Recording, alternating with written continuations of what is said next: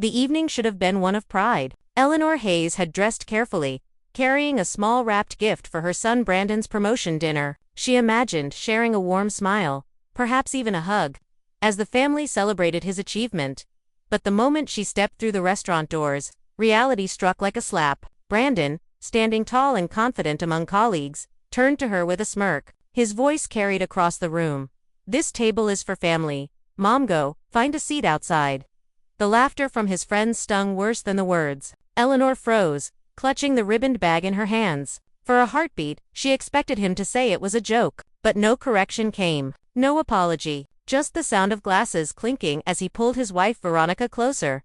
Eleanor quietly stepped aside, choosing a chair near the edge of the dining area, half hidden in the shadows, away from the glow of the celebration. Alone, she unwrapped the napkin in her lap and stared at the gift she had brought, a pen set she'd saved up for, believing her son would appreciate it.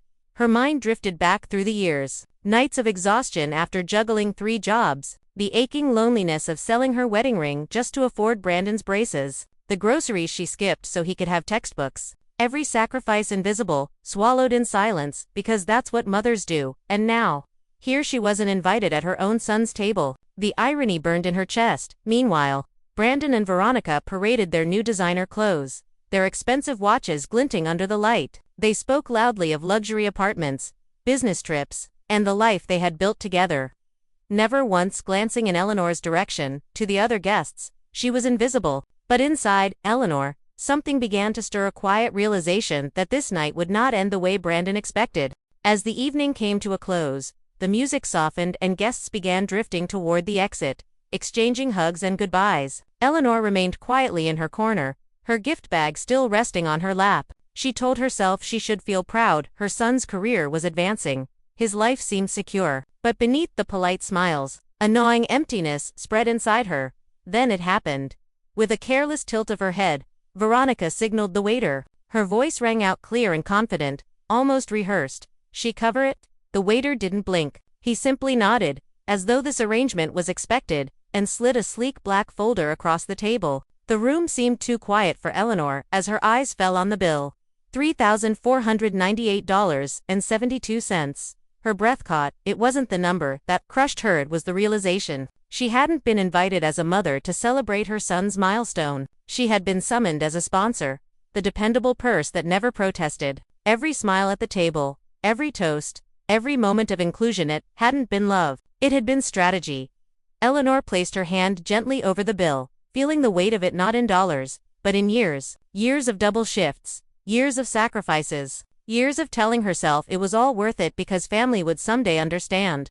But in this moment, she saw the truth as sharp as glass, in their eyes. She wasn't Eleanor Hayes. She wasn't Mom.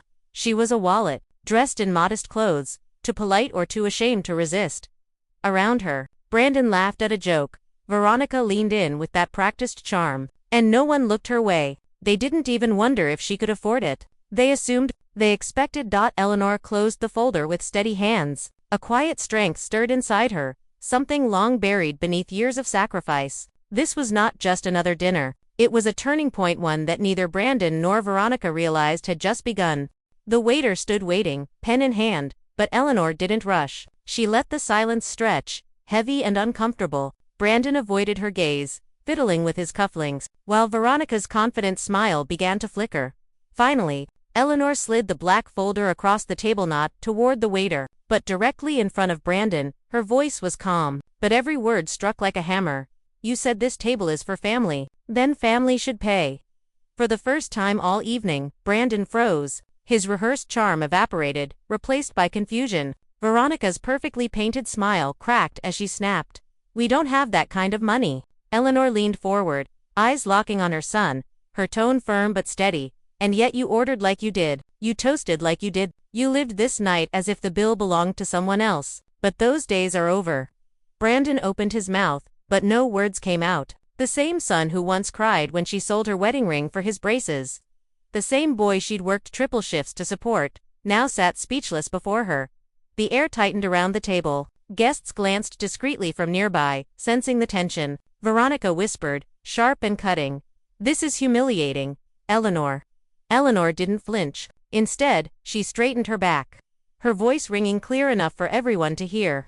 Humiliation is when a mother sacrifices everything and is treated like a wallet. Tonight, the humiliation ends.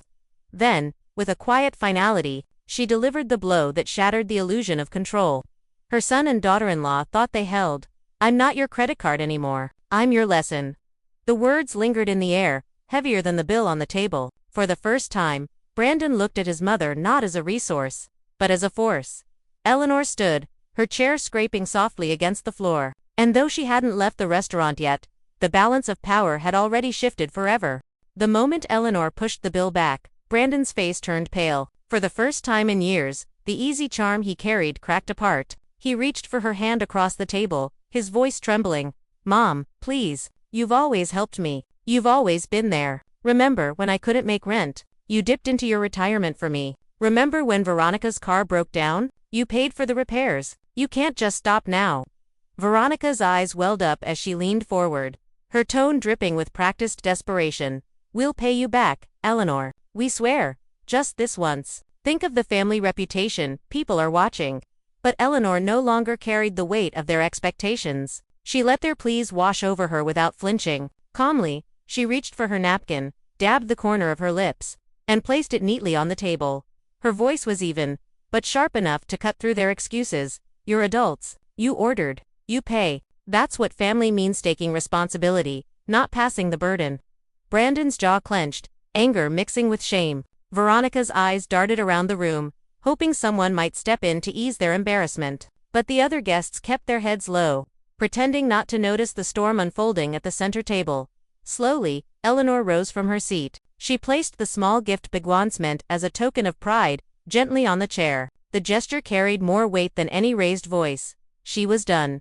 She took a step toward the door, then paused. Turning back, her eyes met Brandon's. For the first time in his life, he saw not the mother who would sacrifice everything for him, but a woman reclaiming her dignity. Her final words, steady and resolute, cut through the silence of the restaurant. "Tonight, family can take care of family." And with that, she walked out, leaving behind the bill, the gasps of onlookers, and two faces frozen between disbelief and fear.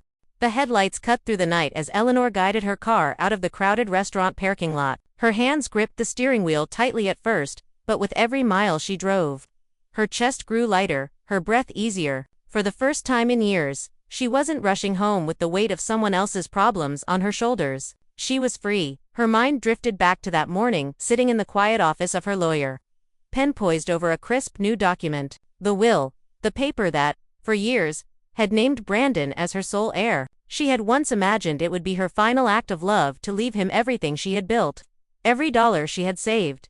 But as she signed her name that morning, her heart felt steady. Brandon and Veronica's names were crossed out, gone. In their place were words filled with purpose, a scholarship fund for single mothers struggling to stay afloat, and a literacy program to give others the chance she had once fought so hard to give her son. Causes, she knew, would value every dollar more than children, who only saw her as a wallet.